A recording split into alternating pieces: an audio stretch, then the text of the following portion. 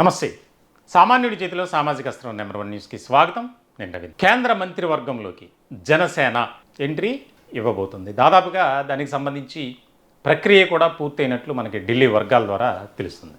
ఇది నిజంగా జనసేనలో ఒక రకమైనటువంటి గుడ్ న్యూస్, బూస్టింగ్ న్యూస్ అనే చెప్పాలి. ఇప్పటివరకు కేంద్రంలో జనసేనకు ఎలాంటి ప్రాతినిధ్యం లేదు. ఇటువంటి క్రమంలో ఒక కీలకమైనటువంటి నిర్ణయం తీసుకున్నారు ప్రధాని మోదీ. టీడీపీకి 2 మంత్రి పదవులు, భారతీయ జనతా పార్టీ నుంచి ఒకరున్నారు, నరసాపురం ఎంపీ శ్రీనివాస్ వర్మ. సో ఇలాంటి సందర్భంలో ఇక్కడ ఒక ముఖ్యమైనటువంటి అంశం ఏంటంటే, కేంద్రంలో జనసేన ఉండడం ద్వారా ఎన్డీఏ కూటమి మరింత బలపడుతుంది అనేది ఒక ఆలోచన. ఎప్పుడు కూడా పవన్ కళ్యాణ్ మా కేంద్రంలో మంత్రి పదవి కావాలని అడిగినప్పుడే ఇచ్చుండేవారేమో. అయితే ఇక్కడ ఒక ముఖ్యమైనటువంటి విషయం ఏంటి అంటే, దీనికి సంబంధించి త్వరలోనే కొన్ని రాష్ట్రాల్లో అసెంబ్లీ ఎన్నికలు జరగబోతున్నాయి. అలా ఇంకా ఎన్నికలు ప్రక్రియ అనేది మొదలు కాబోతుంది.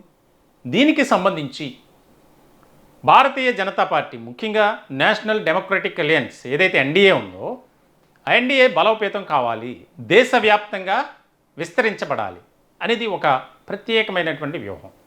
ఇలాంటి క్రమంలో జనసేనాని పవన్ కళ్యాణ్ సేవలను కేంద్రం వాడుకుంటుంది.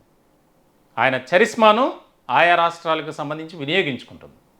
ఇట్లాంటి క్రమంలో ఇక్కడ ఒక కీలకమైనటువంటి పరిణామం, జనసేన ఎవరు మంత్రి కాబోతున్నారు అనేది. ఇక్కడ ఒక కీలకమైనటువంటి అంశం ఏంటి అంటే, మచిలీపట్నం పార్లమెంటు సభ్యుడిగా ఉన్నటువంటి వల్లభనేని బాలశౌరి. ఆయన దాదాపుగా చాలా సీనియర్ పొలిటీషియన్. ఎంపీగా ఆయనకు సుదీర్ఘమైనటువంటి అనుభవం కలిగినటువంటి వ్యక్తి. ఇప్పుడున్నటువంటి 2 ఎంపీల్లో కూడా జనసేన నుంచి ఆయన సీనియర్. ఇట్లాంటి క్రమంలో ఇక్కడ మార్పులు చేర్పులు జరగబోతున్నాయనేటువంటి వార్తలు వస్తున్నటువంటి నేపథ్యంలో, ఎవరైతే ఇప్పటికీ తెలుగుదేశం పార్టీ నుంచి రామ్మోహన్ నాయుడు, అలాగే పెమ్మసాని చంద్రశేఖర్ వీరున్నారు. ఆయనకి క్యాబినెట్ హోదా, ఈయనకి సహాయ మంత్రి. ఇలాంటి సందర్భంలో పెమ్మసానికి ప్రమోషన్ ఇచ్చి ఆయన సేవలను మరింతగా వాడుకోవాలి. దానికి సంబంధించినటువంటి ఒక ముఖ్యమైనటువంటి అంశంగా కూడా చూస్తుంది కేంద్రం. ఎందుకంటే మంత్రివర్గంలో పెమ్మసాని చంద్రశేఖర్ చాలా కీలకమైనటువంటి పొజిషన్లో ఉన్నారు. ఆయన సర్వీస్ ఓరియంటెడ్గా చూస్తే కనుక కేంద్ర మంత్రిగా కొన్ని రీషఫిల్, అలా మార్పులు చేర్పులు ఆ శాఖలో ఇవి కూడా చాలా కీలకమైనటువంటి పరిణామాలు చోటు చేసుకోబోతున్నటువంటి తరుణంలో జనసేన నుంచి మంత్రి పదవి ఇక్కడ చాలా కీలకమైనటువంటి అంశంగా రాజకీయ వర్గాల్లో చర్చ జరుగుతుంది.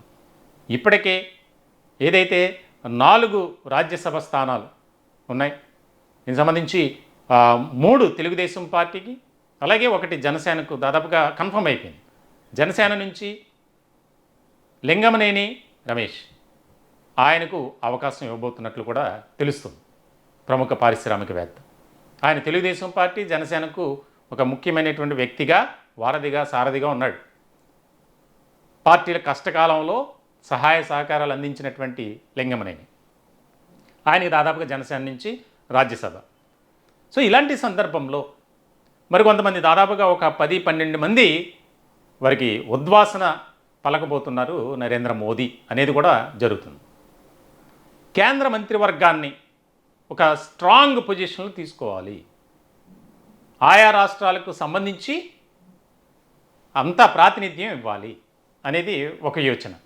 ఇట్లాంటి క్రమంలోనే ఆంధ్రప్రదేశ్ నుంచి జనసేన పార్టీ ద్వారా, జనసేన పార్టీలో కీలకమైనటువంటి వ్యక్తిగా ఎంపీగా ఉన్నటువంటి వల్లభనేని బాలశౌరి, ఆయనకు కేంద్ర మంత్రి, సహాయ మంత్రి ఇచ్చేటువంటి ప్లానింగ్ అనేది జరుగుతుందని తెలుస్తుంది.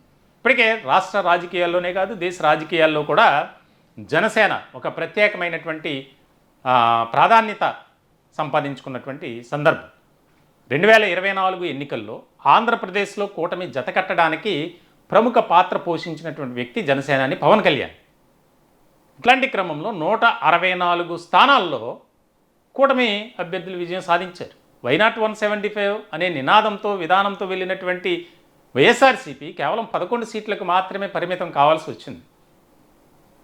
ఇట్లాంటి క్రమంలో కూటమి జతకట్టడానికి ఎన్నికలకు ముందు జరిగినటువంటి కొన్ని అనూహ్యమైనటువంటి రాజకీయ పరిణామాలు ఏవైతే ఉన్నాయో వాటన్నిటిలో కూడా ఒక ట్రబుల్ షూటర్గా పనిచేశారు పవన్ కళ్యాణ్. లేకపోతే కూటమి అభ్యర్థులు ఈ స్థాయిలో విజయం సాధించేవారు కాదు, అది అందరికీ తెలిసినటువంటి విషయం. ఇట్లాంటి క్రమంలో మనకి పార్టీ పరంగా వ్యక్తిపరంగా అండగా నిలబడినటువంటి ఒక వ్యక్తి పవన్ కళ్యాణ్. కాబట్టి పవన్ కళ్యాణ్ పార్టీ జనసేన నుంచి మనం మరింతగా ఆ పార్టీకు అలాగే జనసేనకు ఒక సపోర్ట్ అనేది ఇవ్వాలి అనే ఆలోచన చేస్తున్నట్టు తెలుస్తుంది. ఇప్పటికే మంత్రివర్గంలో ఏదైతే కేంద్రంలో జరుగుతున్నటువంటి రీషఫ్లింగ్ ఉందో దానికి సంబంధించి అనేక వార్తలు వస్తున్నాయి బయటికి. చాలామందిని పక్కకు తప్పిస్తారు, కొత్త వారికి అవకాశం ఇవ్వబోతున్నారు, త్వరలో జరగబోయేటువంటి కొన్ని రాష్ట్రాలకు సంబంధించినటువంటి వారికి ప్రాతినిధ్యం ఇవ్వబోతున్నారు అనేది. ఇట్లాంటి క్రమంలో ఆంధ్రప్రదేశ్ నుంచి కూడా ఇప్పుడున్నటువంటి వారిని పెమ్మసానికి ప్రమోషన్ ఇచ్చి భారతీయ జనతా పార్టీ శ్రీనివాస్ వర్మ ఆయన ఉన్నారు, నరసాపురం ఎంపీ, అలాగే రామ్మోహన్ నాయుడు ఆయన శాఖ ఏదో మారుస్తారనేది వినిపిస్తుంది. ఏదేమైనప్పటికీ జనసేనకు కేంద్ర మంత్రి పదవి ఇది ఒక గుడ్ న్యూస్ అనే చెప్పాలి వారికి. దీనికి సంబంధించి రాష్ట్రంలో జనసేన ఒక రకమైనటువంటి విధానంతో వెళ్తుంది. ఇప్పటికే తెలంగాణలో ఏ రకమైనటువంటి పరిస్థితులు పరిణామాలు చోటు చేసుకున్నాయో మనం చూస్తున్నాం. మీరెవరు నువ్వెవడు ఇక్కడికి వచ్చి మీటింగ్లు పెట్టడానికి, ఈ రకమైనటువంటి చర్చ జరుగుతున్నటువంటి తరుణంలో కేంద్రంలో జనసేన ఎంట్రీ అనేది ఆ పార్టీకి మరింతగా కలిసి వచ్చేటువంటి అంశంగా చూడాలి. ఆయన విధానం కానీ ఆయన వ్యూహం కానీ ఆయన తీసుకునేటువంటి నిర్ణయాలు పవన్ కళ్యాణ్ చాలా కీలకంగా మారాయి. దీనికి సంబంధించి ఆయన మాట్లాడే విధానం కూడా తెలంగాణలో సభ పెట్టుకునేటువంటి సమయంలో పర్మిషన్ రాకపోవడంతో అదే సమయానికి ప్రెస్ మీట్ పెట్టినటువంటి పవన్ కళ్యాణ్ చాలా అగ్రెసివ్గా మాట్లాడారు. దాన్ని బట్టి చూస్తే ఖచ్చితంగా తెలంగాణలో జనసేన రాబోతుంది, వారి ప్రయాణం కొనసాగబోతుంది, ఇంకా స్ట్రాంగ్ పొజిషన్లో ఆయన డైరెక్ట్గా చెప్పారు. కాబట్టి దానికి సంబంధించి అన్ని పార్టీలు కూడా ఎలర్ట్ అయ్యాయి తెలంగాణలో. మొత్తానికైతే కేంద్రంలో జనసేన నుంచి మంత్రి పదవి దాదాపుగా ఖరారైనట్లు తెలుస్తుంది. ఇదే గనక జరిగితే జనసేన మరింతగా ముందుకు వెళ్తుందనే చెప్పవచ్చు. దేశ రాజకీయాలు ఇప్పటికే ఆయన చెప్తున్నారు పవన్ కళ్యాణ్, దేశవ్యాప్తంగా జనసేన విస్తరించబడాలి, మన పార్టీ వ్యవహారాలు కానీ కార్యకలాపాలు కానీ ముందుకు సాగాలి. ఇలాంటి సందర్భంలో మనం చాలా స్ట్రాంగ్ పొజిషన్లో ఉండాలి. మనం తీసుకునేటువంటి నిర్ణయాలు కానీ మనం వెళ్ళేటువంటి విధానం కానీ వ్యవహరించేటువంటి తీరు కానీ అంతా కూడా మనం ప్రజలతో మమేకం కావాలి, ప్రజా సమస్యలపై మనం పోరాటం చేసేటువంటి స్థాయికి రావాలి అని దిశానిర్దేశం చేస్తున్నారు. ఇలాంటి సందర్భంలో కేంద్రంలోకి మంత్రిగా జనసేన నుంచి బాలశౌరి వెళ్ళబోతున్నారు అనేది బలంగా వినిపిస్తుంది. చూడాలి ఎలాంటి పరిణామాలు చోటు చేసుకుంటాయని. ఈ టాపిక్పై మీ విలువైనటువంటి అభిప్రాయాలు కామెంట్ రూపంలో తెలియజేయండి. దయచేసి మా ఛానల్ని సబ్స్క్రైబ్ చేసుకోండి. Thank you.